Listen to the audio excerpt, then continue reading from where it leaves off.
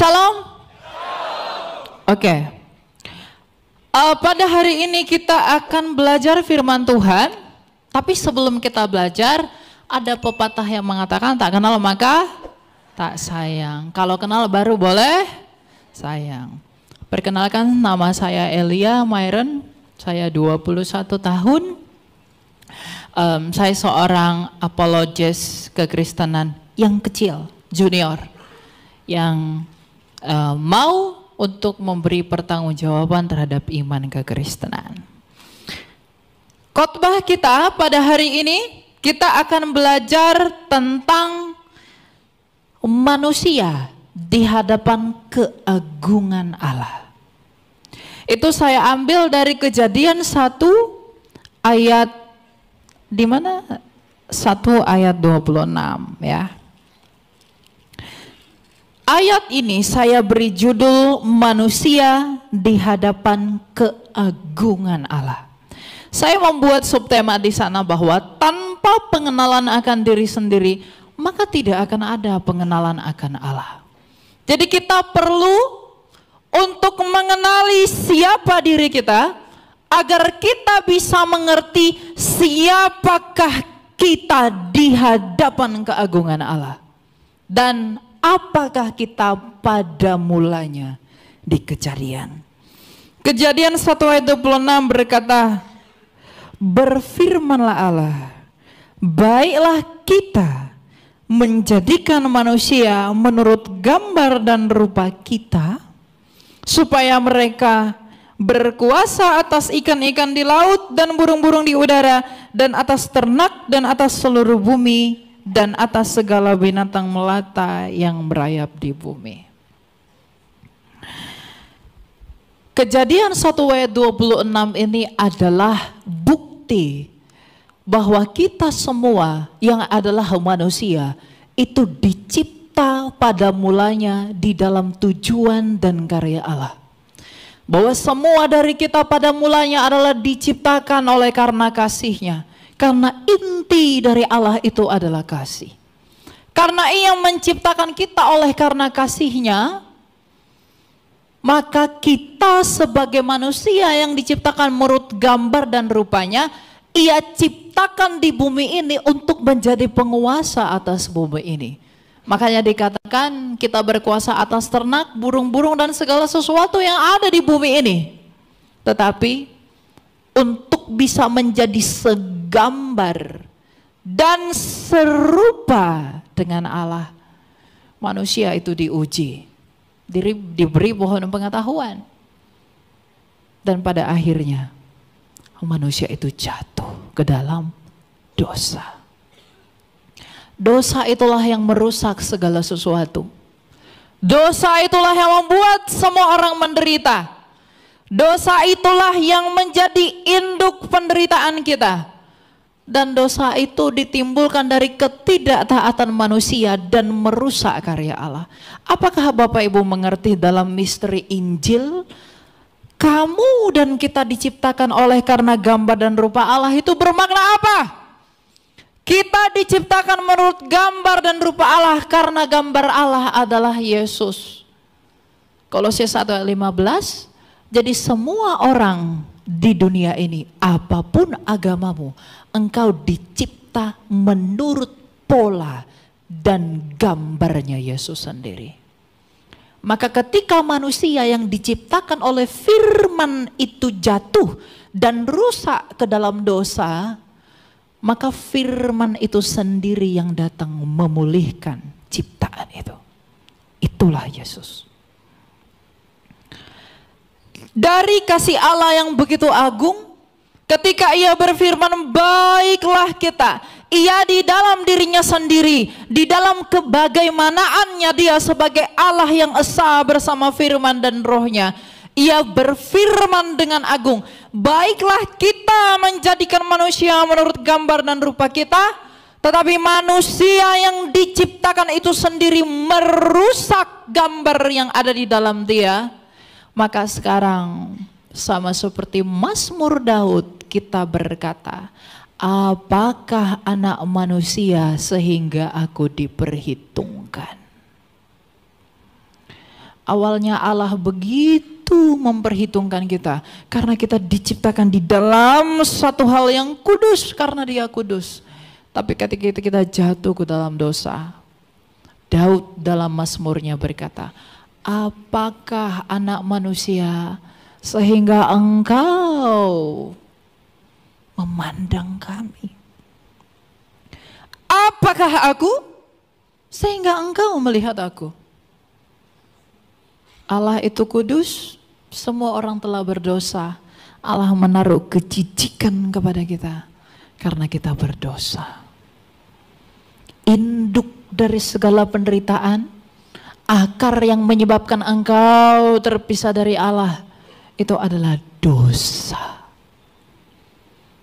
Kalau kita menyadari betapa besarnya dosa kita tahu dosa kita begitu banyak, kita tahu dosa kita begitu berat, maka engkau di hadapan keagungan Allah tidak berarti apa-apa. Allah yang begitu agung, Ia yang bertahta di dalam semesta, Ia yang bertahta di dalam keagungannya, ketika melihat kita hanyalah debu, aku di hadapan-Mu Tuhan. Kalau kita tidak mengenali diri kita bahwa kita adalah orang berdosa, kita adalah orang yang tak berguna, kita adalah orang yang tidak layak, kita adalah orang-orang yang tidak pantas menerima misteri ilahi di dalam perjamuan kudus Tuhan. Kalau kita tidak punya kesadaran akan itu, kita tidak akan mengenali siapa Allah itu. Karena kita bisa mengenal Allah, kita bisa mengenal siapa Allah yang penuh kasih itu melalui pernyataan Kristus yang adalah sabdanya yang menyatakan Bapanya kepada engkau. Makanya firman yang hidup itu bersabda dengan agung bahwa tanpa aku engkau tak mungkin mengenal Bapa. Terlalu banyak orang di zaman sekarang dengan filsafatnya yang bodoh, pikirannya yang sia-sia. Dia berpikir bahwa dengan kekuatannya dia menjangkau kesucian Allah. Orang sekarang banyak berpikir, aku tidak butuh Tuhan, aku tidak butuh Kristus, aku tidak butuh juru selamat. Ada begitu banyak orang yang begitu soleh di luar sana, begitu baik di luar sana, begitu tulus di luar sana, tapi mereka begitu malang. Karena meskipun mereka baik, tapi mereka adalah orang yang tidak sadar bahwa mereka orang berdosa. Mereka tidak sadar bahwa mereka adalah orang yang terhilang.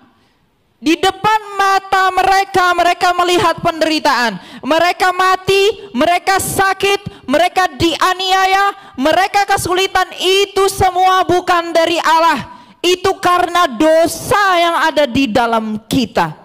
Itulah yang menghantarkan kita kepada perendahan hati di hadapan Allah. Maka semua para nabi, sabda para nabi berkata, I'm nothing without you Lord. Saya bukan apa-apa di hadapan Tuhan.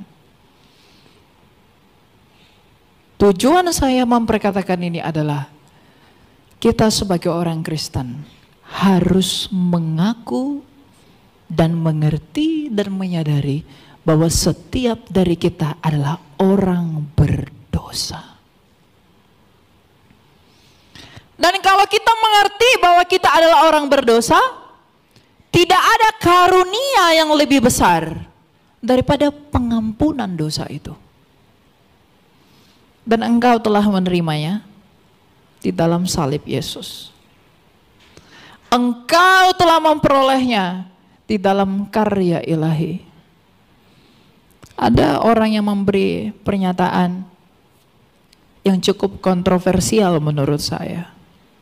Ada banyak orang yang berpikir bahwa berkat yang utama itu adalah engkau menjadi kaya, engkau menjadi kuat, engkau menjadi bijaksana. Tidak.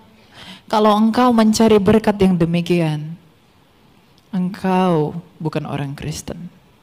Tidak ada yang lebih besar daripada pengampunan dosa. Tidak ada berkat yang lebih besar daripada pengampunan dosa.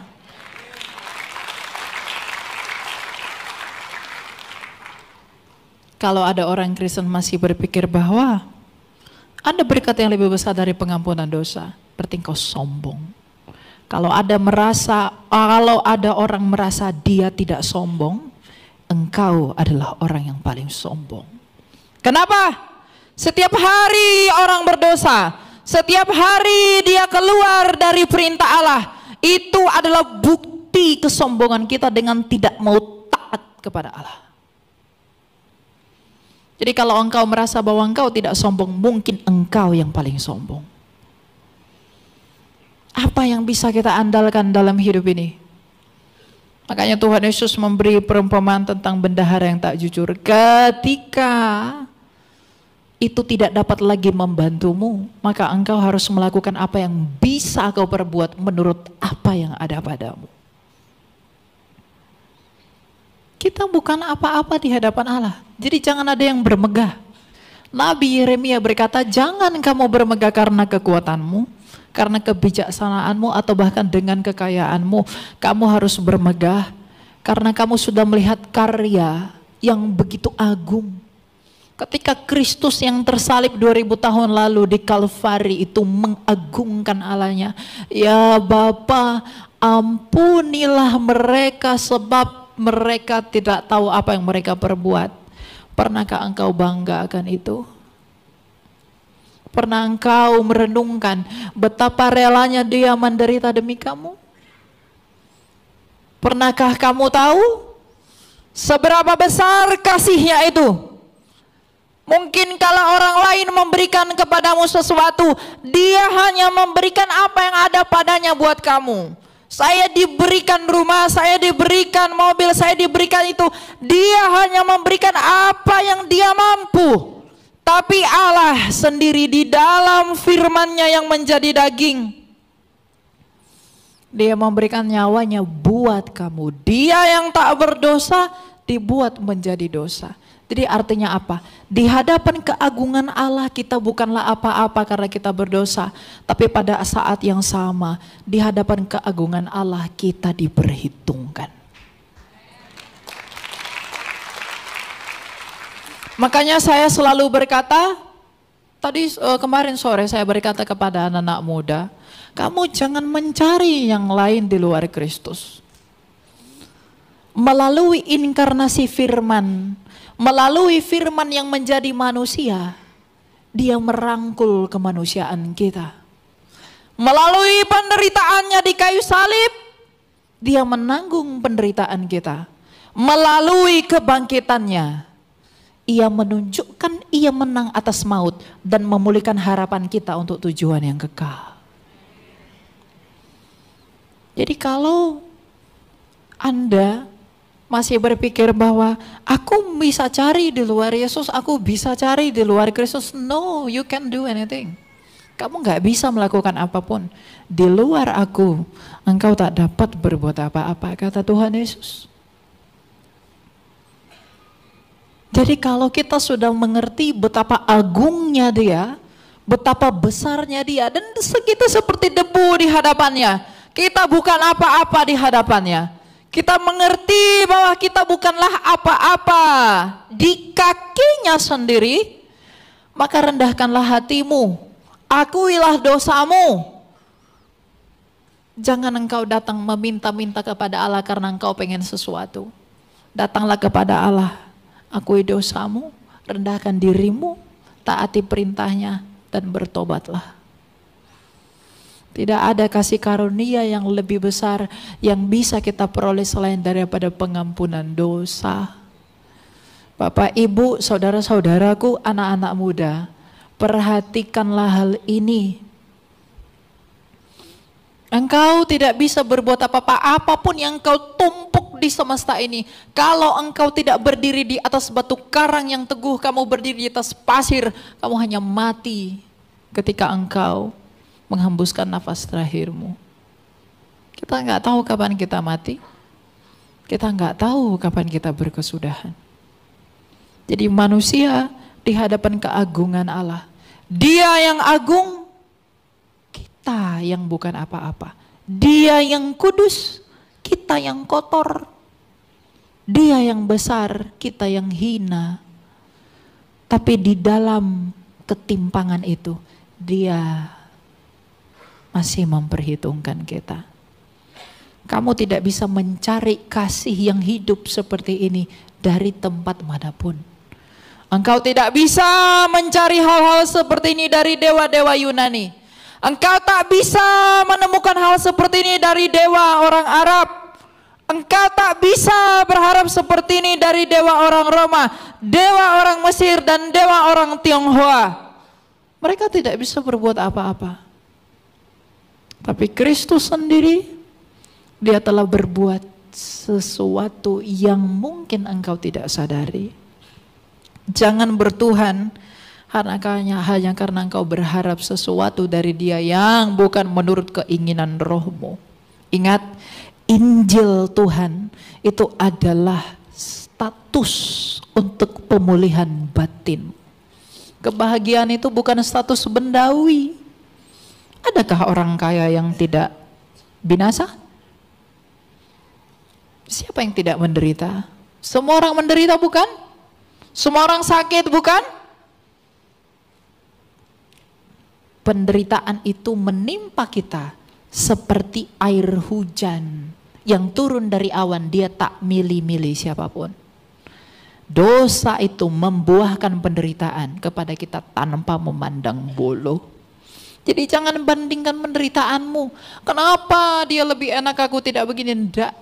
Karena penderitaan itu yang adalah upah dosa. Itu sama seperti air yang jatuh dari awan, yang menimpa siapapun yang ada di bawahnya. Dia tak pandang bulu.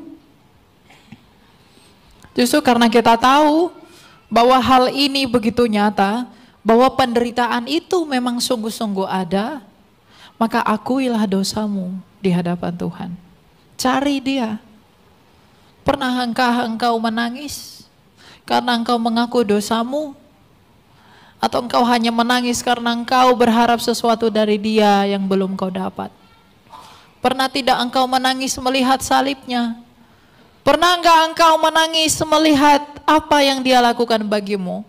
Pernah enggak engkau membayangkan ketika dia berseru, Eli, Eli lama sabachthani, betapa besar penderitaannya? Pernah enggak engkau melihat dan membayangkan betapa menderitanya ia ketika diiring-iring di Via Dolorosa? Itu semua dia lakukan buat memulihkan kamu. Yang tidak berguna. Saya tidak berguna, kamu pun tidak berguna. Tapi di dalam cintanya, di dalam kasihnya, kita menjadi berarti. Makanya engkau dapat menerima tubuh dan darah Kristus. Tubuh dan darah Kristus itu adalah misterinya ilahi.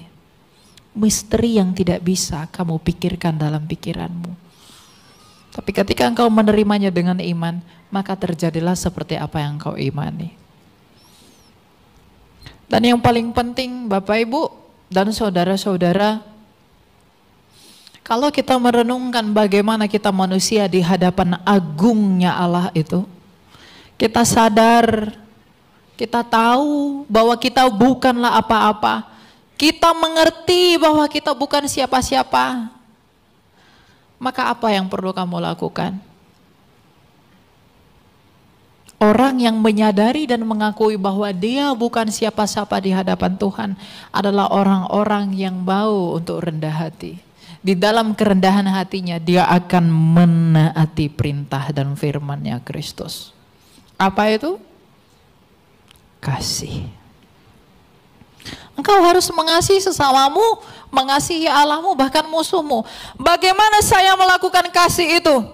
Kalau kamu adalah orang Kristen, kamu mengaku kamu mengikuti Kristus, kamu mengaku kamu mengecap kasih karunia Kristus. Tapi kalau engkau di dalam hatimu merasa biasa-biasa saja, melihat orang yang begitu malang yang belum di dalam Kristus, maka engkau bukan Kristen. Kalau engkau melihat orang belum percaya Yesus, tapi engkau tidak tergerak memberitahu Injil dan kabar baik Tuhan, engkau bukan orang Kristen. Engkau dipanggil keluar dari gelap dan menjadi terang. Bahkan bukan hanya menjadi terang, tapi engkau harus menjadi garam dunia. Mereka yang di luar Kristus itu semua hambar di dalam kegelapan. Maka engkau harus mengasinkan mereka dengan apa yang engkau terima dari Kristus. Mereka berjalan di dalam kegelapan, orang buta menuntun orang buta. Maka ketika engkau melihat bahwa mereka begitu berjalan menuju jurang maut, engkau menerangi mereka dengan pelitamu oleh firman Allah. Jadi bukti bahwa engkau adalah sungguh-sungguh orang percaya adalah engkau terpanggil untuk menginjili mereka, siapapun yang belum percaya kepada Kristus. Menginjili mereka dengan perkataanmu, dengan buah-buah hidupmu, dengan tindakanmu, dan segala sesuatu yang ada padamu. Engkau wartakan Tuhanmu. Engkau begitu bangga memamerkan apa yang engkau punya, tapi engkau tidak pernah bangga memamerkan Dia yang menjadi sumbernya. Apalagi anak-anak muda yang liberal. Pelayanan saya di sosial media itu untuk melawan anak-anak muda yang liberal. Mereka berpikir bahwa di luar Tuhan, aku bisa melakukan apapun. Tanpa Kristus pun saya bisa selamat. Tapi kalau kamu menyadari di hadapan keagungan Allah, kita bukanlah apa-apa. Dan di hadapan kita penderitaan itu nyata, maka engkau tidak akan pergi kemanapun selain daripada Dia yang menyelesaikan penderitaan itu. Dan itulah Kristus yang disebut Yesus dari Nazaret itu. Pada akhirnya, dengarkan ini, pada akhirnya apapun kepercayaanmu, apapun yang kamu pegang, apapun yang kamu peluk, apapun yang kamu miliki, apapun agamamu, apapun kepercayaanmu, pada akhirnya engkau akan berhadapan muka ke muka dengan Dia, Yesus Kristus dari Nazaret. Engkau tidak bisa melakukan apapun, karena Dialah hakim yang akan menghakimimu. Dialah yang akan menelanjangi apa yang tersembunyi di dalam engkau. Dia yang akan membuktikan engkau orang benar atau tidak. Menurut Roma 2 ayat 16. Segala sesuatu tidak yang tersembunyi bagi Dia. Jadi kalau ada orang-orang Kristen, orang-orang yang mengaku percaya, tapi dia menyelubunginya di dalam dosa, kita harus keluar dari situ. Melakukan hal-hal yang menipu, kita harus keluar dari situ. Karena inti panggilan Kristus adalah pertobatan. Keluar dari yang salah, menuju kepada kebenaran. Bagaimana mungkin kita bisa menerangi orang kalau kita sendiri masih gelap? Bagaimana kita sendiri bisa menggarami orang kalau kita sendiri masih hambar? Saya sengaja membawa tema ini. Kenapa saya harus bawa tema ini? Karena banyak orang yang tak sadar bahwa dia siapa di hadapan Allah. Banyak orang terlalu sombong. Aku bisa berbuat sesuatu tanpa Tuhan. Kesombonganmu, orang-orang yang mengaku percaya, itu terlihat dari bagaimana kamu memandang Kristus. Kalau kamu masih merasa ada yang lebih berharga daripada Kristus, engkau merasa ada yang lebih berharga daripada Allah, engkau adalah Adam yang jatuh itu. Engkau mewarisi sifatnya. Tapi kalau engkau setiap hari di kamarmu, engkau tutup kamarmu, engkau datang mengakui dosamu, meskipun kamu tidak selalu berdosa, tapi engkau selalu mengakui dosamu, engkau selalu merenungkan kesalahanmu, engkau minta ampun kepada Dia, maka engkau adalah orang-orang yang beruntung. Karena kamu tahu pengorbanannya Dia itu begitu besar buat kamu. Jadi enggak ada yang lebih besar daripada itu. Enggak ada yang lebih berharga daripada itu. Enggak ada yang lebih mahal daripada itu. Jadi manusia jangan tepuk dada. Aku lebih besar dari kamu, aku lebih hebat dari kamu, aku lebih segala sesuatu dari kamu. Enggak. Kalau kita sadar bahwa kita bukan siapa-siapa di hadapan keagungan Allah, Tetapi kita ini bisa hidup karena kasih karunia saja. Kita bisa menerima misteri ilahi karena kasih karunia saja. Kamu tidak akan pernah membanggakan apapun yang kamu miliki selain daripada Kristus dalam hatimu. Engkau tak akan pernah berjalan sehebat apapun orang di luar sana, sekeren apapun yang kamu lihat di luar sana. Engkau tidak akan terpedaya oleh karenanya sehingga membuatmu jatuh dalam perangkap dosa. Tetapi engkau akan tetap bangga bahwa aku punya yang paling berharga yang tak ternilai, yaitu Tuhanku Yesus Kristus.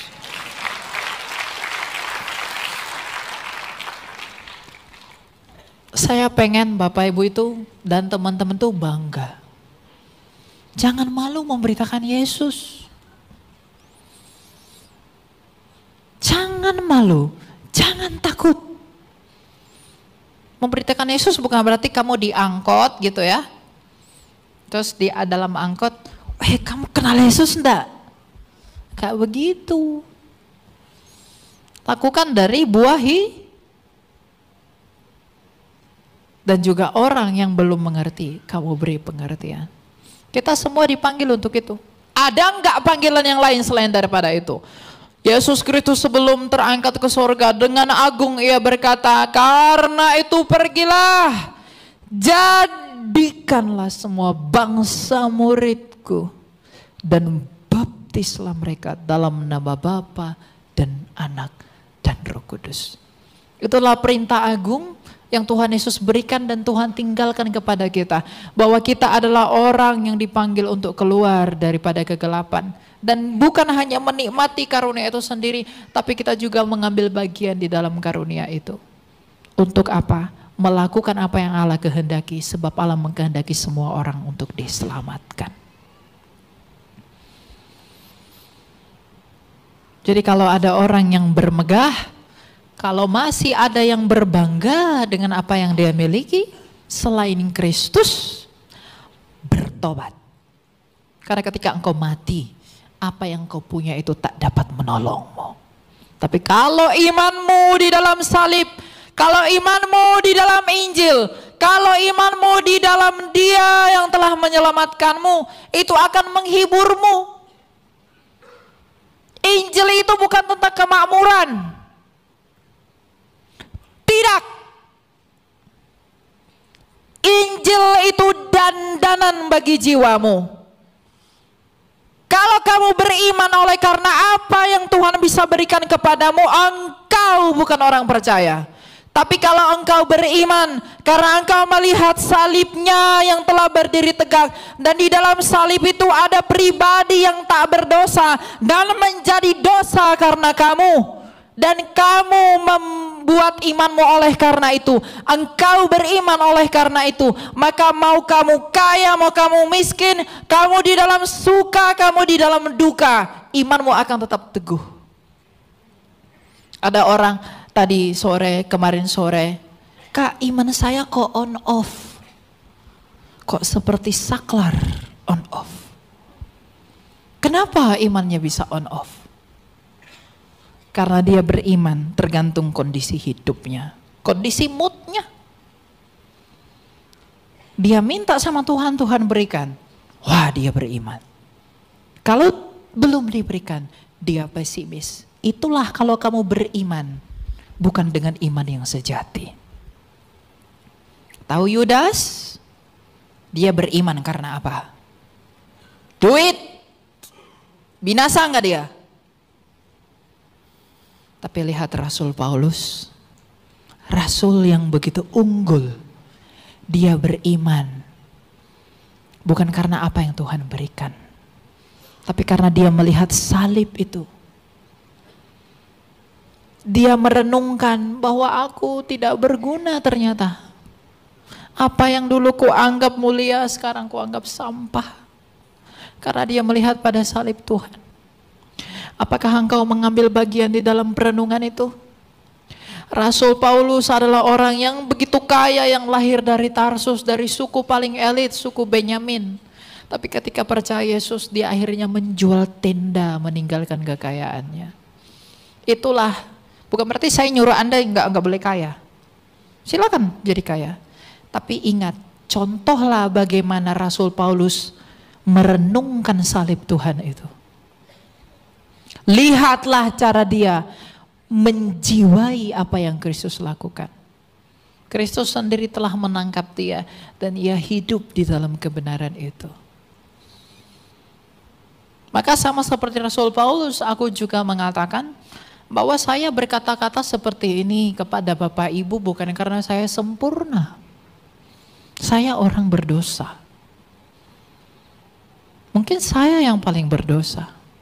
Karena orang semakin mendalami firman Tuhan, dia akan semakin merasa berdosa. Gak ada orang semakin belajar firman Tuhan merasa jadi nabi. Merasa paling diberkati. Merasa paling hebat. Merasa paling unggul. Orang yang seperti itu bukan belajar firman Tuhan. Dia belajar firman-Nya sendiri. Orang yang belajar firman Tuhan membaca kitab suci. 2 Timotius 3 ayat 16 mengatakan firman Tuhan itu mendidik kamu dalam kebenaran, memberitahumu kesalahan.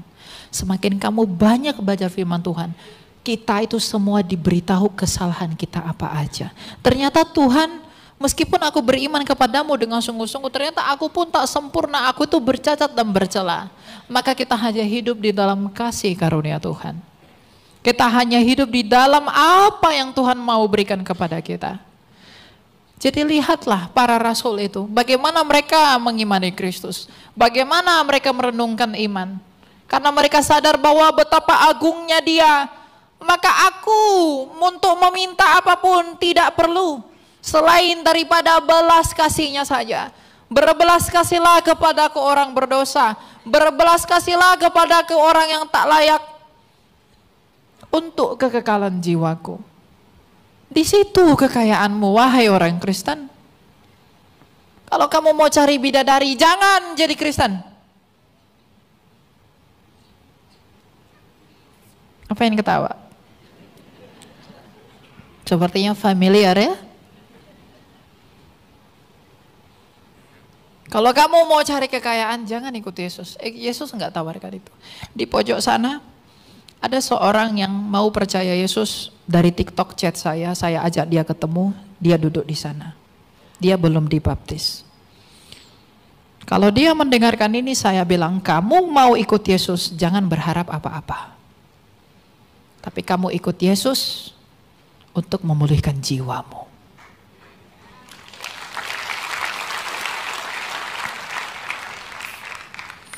Jadi Bapak Ibu, lihatlah keagungan Allah itu dengan benar. Tanpa pengenalan siapa kamu, tanpa mengakui bahwa engkau adalah orang berdosa, tanpa mengerti bahwa kita ini orang hina, tanpa mengerti bahwa kita ini orang tidak berguna, tanpa mengerti bahwa kita ini orang yang tak berarti, kita tidak akan mengenal Allah di dalam keagungannya.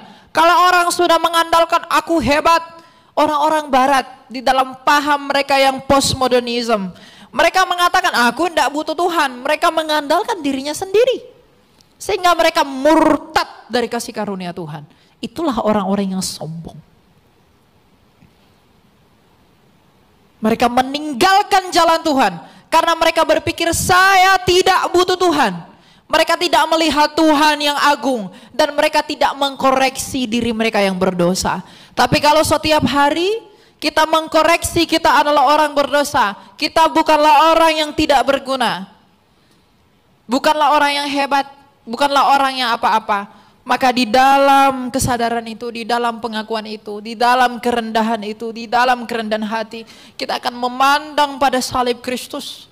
Dan kita hanya akan melihat pada Dia dan kita hanya meminta kasih karunia-Nya saja. Ingatlah, jangan khawatir kamu tidak makan. Jangan khawatir kamu nggak bisa mendapatkan apapun. Kalau kamu tulus mengikut Dia, Dia akan menambahkan lebih dari apa yang kamu harapkan. Jadi kalau kamu hanya fokus kepada berkat-berkat bendawi yang tapi kamu tidak mengejar Dia. Apakah benarnya yang tertulis itu? Bahwa carilah dahulu kerajaan Allah, maka semuanya ditambahkan kepadamu. Cari dulu kerajaan itu. Dan kerajaan itu nggak bisa kamu temukan kalau kamu tidak sadar bahwa kita adalah orang yang tak berguna di hadapan keagungan Allah. Kita hanya bersyukur, kita berterima kasih kalau kita itu selalu melihat bahwa kita bukan apa-apa di hadapan Allah. Tetapi rasa syukur kita semakin bertambah kalau kita melihat bahwa meskipun aku tak berguna, meskipun aku tak berarti, Dia masih mencintai aku. Dia masih menyayangi aku. Buktinya apa? Salibnya. Tadi kan kita menyanyi, ingat bilurnya yang menyembuhkanku. Ingat salibnya yang menebusku. Itu lagu bagus. Tapi jangan asal dinyanyikan tanpa feel. Jadi harapan saya dan harapan Tuhan, bukan berarti saya Tuhan ya. Tuhan itu mengharapkan kita semua setiap hari mengakui dan menyadari bahwa kita hanya hidup di dalam belas kasih-Nya saja. Dan terlebih dari itu semua, Tuhan mengharapkan bahwa kita di dalam doa selalu menggantungkan harapan kita di dalam Dia. Berbuat baiklah, berbuat benarlah, kasihilah semua orang, bukan karena kamu ingin sesuatu dari Dia, tapi berbuat baiklah, berbuat benarlah, karena kamu dicintai di dalam salib. Berbuat baiklah karena Ia telah berbuat baik di kayu salib. Berbuat benarlah, berbuahlah dengan lebat karena Ia telah melakukan yang besar bagi kamu. Jadi jangan berbuat baik, Tuhan saya mau kasih dia ini, tapi Tuhan tolong kasih saya ini.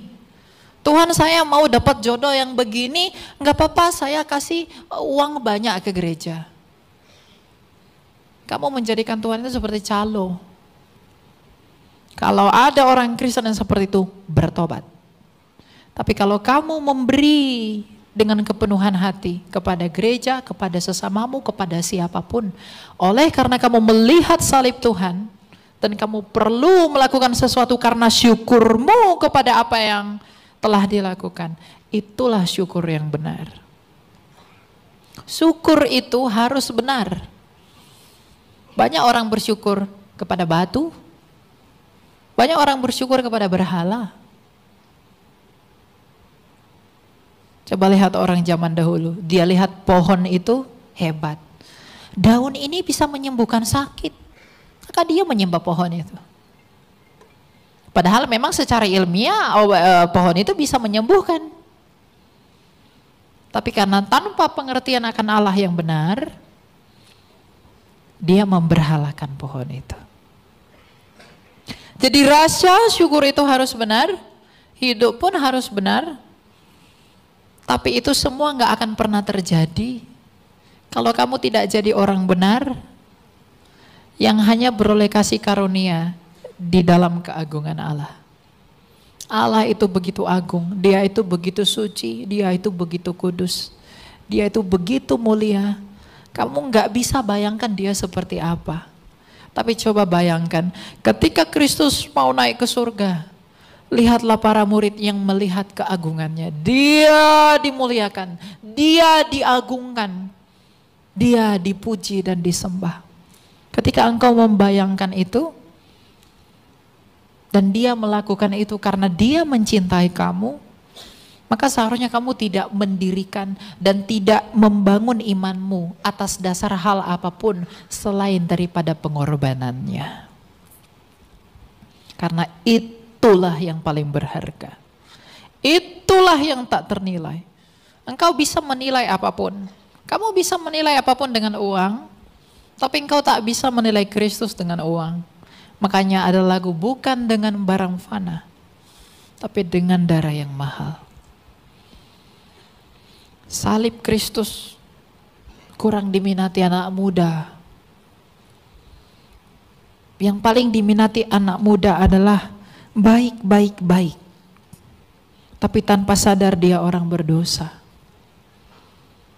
Yang diminati orang tua, baik, gak apa-apa anak saya menikah dengan orang di luar Kristus, yang penting dia makmur. Yang penting dia sejahtera. Untuk apa engkau sejahtera kalau engkau mati? Untuk apa engkau hidup di dunia ini? Ingat, tujuanmu sejak semula bukan untuk hidup di tempat yang berdosa ini. Kita hidup adalah di dunia langit bumi yang kudus. Makanya firman itu datang untuk memulihkan manusia, untuk menjadi kudus. Agar apa? Agar keagungan Allah yang ada di dalam kita yang telah rusak karena dosa, itu dipulihkan oleh Dia pribadi yang agung itu. Agar kita bisa kembali ke kodrat kita yang sejak semula. Maka tujuan kita percaya kepada Yesus itu adalah bersatu dengan Allah. Tujuan kamu bukan yang lain-lain. Apapun agamamu, apapun kepercayaanmu, kerinduan setiap jiwa manusia hanyalah bersatu dengan Allah. Karena hanya di dalam persatuan, di dalam persekutuan yang penuh dengan Dia, penderitaan itu tidak ada. Mengapa engkau berdosa? Mengapa engkau menipu? Mengapa saya berbohong? Mengapa saya mengelabui orang? Mengapa saya berbuat sesuatu yang tak benar? Mengapa saya membunuh? Mengapa saya memfitnah? Karena saya mengurus perut saya. Karena kalau tidak saya akan menderita. Tapi kalau di dalam Kristus, di dalam terang itu, tidak ada penderitaan. Orang berlomba-lomba mencari segala sesuatu itu karena penderitaan. Itu nggak bisa kamu sangkali. Aduh, kalau saya nggak cari duit, nanti saya lapar, saya mati. Kalau saya nggak ini, nanti itu semua adalah bukti dosa itu ada. Kalau bukti dari dosa itu ada di hadapan kita, dan kematian yang adalah ujung dari upah dosa itu ada, maka kamu datanglah dan percayalah kepada Dia yang telah mengalahkan dosa melalui kebangkitannya, dan itu hanya oleh Yesus Kristus dari Nazaret. Yang dengan demikian manusia yang sejak semula itu mulia di hadapan keagungan Allah karena kamu dicipta dengan cita, tapi rusak karena dosa. Maka sekarang di dalam Kristus keagungan itu perlahan-lahan dipulihkan di dalam karunia dan misteri ilahi. Agar kamu bisa bersatu lagi dengan Dia. Kamu yang dicipta oleh firman telah rusak oleh dosa. Maka firman itu sendiri yang datang memulihkan kamu agar kembali kepada tujuan yang semula. Tuhan itu bukan gagal. Tuhan itu tidak pernah berubah. Kalau Dia berubah, Dia bukan Allah. Tujuannya yang sejak semula menciptakan engkau dan saya dalam maksudnya yang mulia, itu Dia pulihkan, Ia kuduskan, Ia perbaiki melalui firman-Nya. Maka di dalam Yesus ini kita sedang menuju kepada pengharapan pemulihan itu. Agar saya, kamu hidup, agar saya, kamu bersatu dengan Dia, agar saya dan kamu diingat di dalam kerajaan-Nya. Tujuan Allah datang ke dunia ini adalah membawa kerajaan. Kekristenan bukan agama. Makanya keagungan Allah itu terlihat dari karya-karyanya Kristus. Bangga punya Yesus. Semangatlah melakukan apa yang Yesus mau. Anak-anak muda ini, anak-anak muda ini selalu ya. Karena saya di TikTok itu Bapak Ibu, anak-anak muda ini pikirannya rada-rada keseluwet. Iya. Ya. Gak apa-apa pacaran dengan ini, yang penting saya ini. Lalu dia membenarkan dosa demi kasih.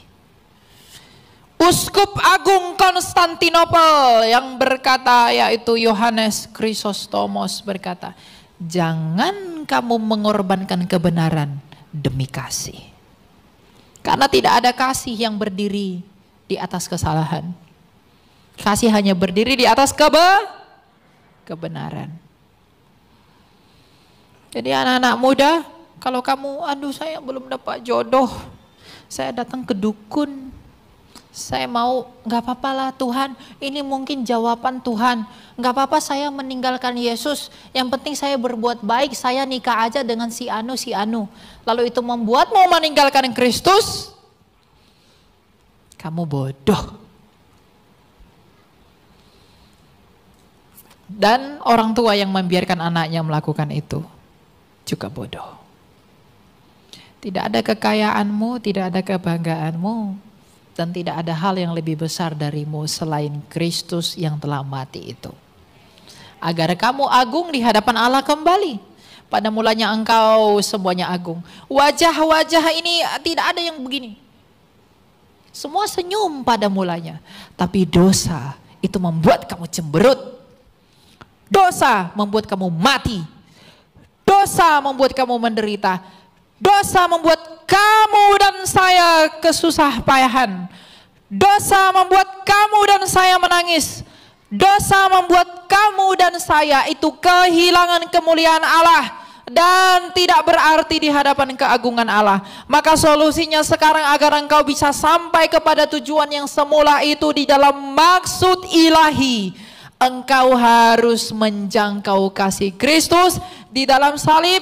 Maka sekarang pergilah, keluarlah, beritakanlah Injil, sampaikanlah kebenaran Allah, hiduplah dan berbuahlah lebat, agar kemuliaan Allah ada di dalam kamu, agar kemuliaan Allah dilihat orang di dalam kamu, hingga pada akhirnya semua orang percaya melihat kamu.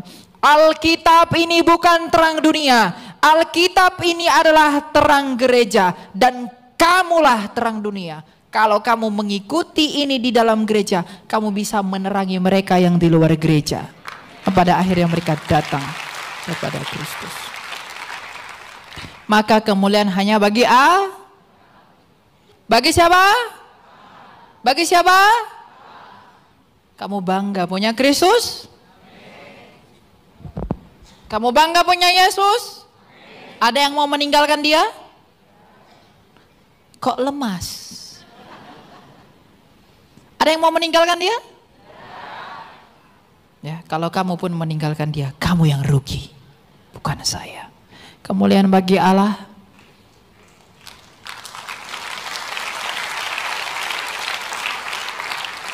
Saya berdoa, semoga kita semua di sini diingat oleh Allah ketika Ia datang sebagai Raja dalam kerajaannya. Kita berdoa, mari kita berdoa.